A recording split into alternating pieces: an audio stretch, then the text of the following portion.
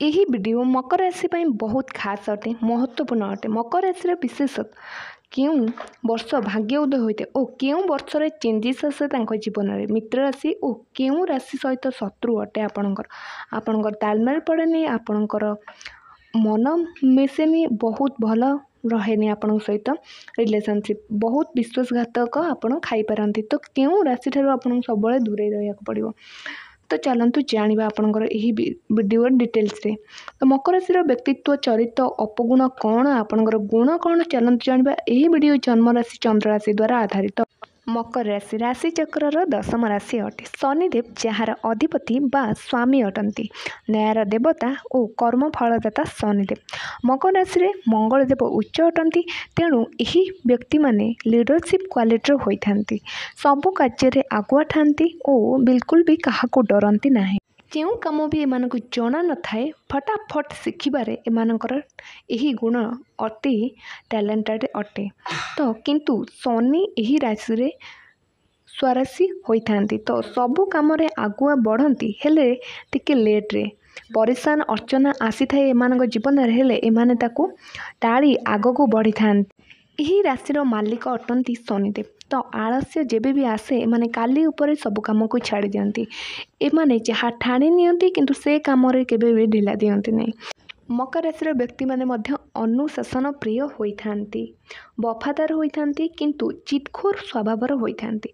शनि जिद एकला रहिबाकू पसंद करती यही व्यक्ति माने भिड़ रे किछि दिन पई किछि समय पई इवेंट रे तो रहिया पसंद करती हेले बिल्कुल भी एमाने भिड़े पसंद करती नहीं।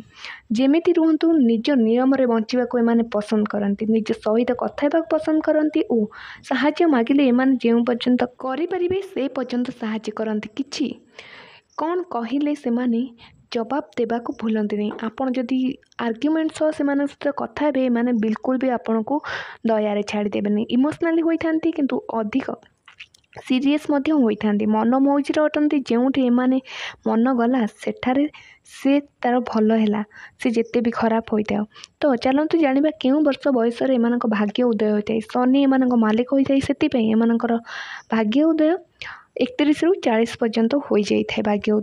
भाग्य उदयर अर्थ आपन कौन कार्य जो सफलता मिलता है कौन कार्य क्षेत्र में आपको अचानक सफलता मिलता है आपन इच्छा बयस तो एक नंबर मात्र कहीं तो 10 वर्ष एत फेमस हो जाती एत इनकम करते आपण बयस को फोकस करंतु नहीं आपण कार्य को सब बेले फोकस करते। तो क्यों राशि मान सहित एम व्यवहार बहुत भल रही है और क्यों मान सहित एम तालमेल आटाचमेंट रुहे नहीं चलतु जाना। मेष सिंह कर्क राशि एम सहित बहुत भल तालमेल रहे विश्वासघातक हो पारे लॉन्ग टाइम रिलेशनशिप यही ठीक नुहे। यही राशि आर्ग्युमेंट होता है और अचानक कली झगड़ा लगी जाए। तो चलतु जाना यही राशि दुख कौन और दुखर कारण कौन एमाने जरूरी अधिक जिद्दी होता यह द्वारा केबे केबे क्रोधित हो जाते और कौन स्तर को भी जापारी तापर एमाने पश्चाताप करते एमाने केबे पछघुंचा देवा जाना किंतु एम जिद्दी बहुत किछि नष्ट हो जाए। द्वितीय एमाने दुश्मन और मित्र बनाई दियंती अल्प समय भितर छोट छोट कथार एमाने खराब भाव नियंती और छोट छोट कथा को नहीं बहुत इश्यू कर जाती छोट छोट कथार खुशी हो जाती माने इमोशनल को कंट्रोल करवा उचित इमोशनल ठीक रहा उचित और ओभर थिंकिंग को सब को बंचा उचित। तृतीय एमाने जो भी कार्य करते निज इच्छा कार्य करते सामना वाला को कौन भल लगे से कथा एमानकर न थाए सामना वालार कार्य करुले भी एमाने निज इच्छा कार्य करने को पसंद करती जहाँद्वारा कि आर्ग्युमेंट होता है निज तरीका काम करने पसंद करती निज कम निज तरीका भल किंतु अन्य कम अन्य मानक पसंद रे कार्य करने आपण मान उचित।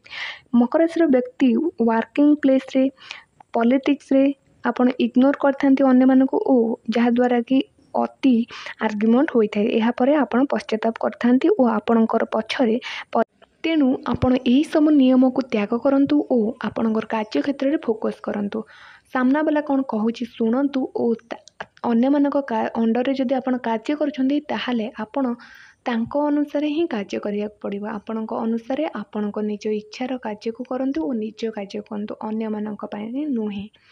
यही वीडियो भल लगे लाइक से सब्सक्राइब करेंगे और चैनल को सब्सक्राइब कर दिंतु और शेयर कर दिंतु।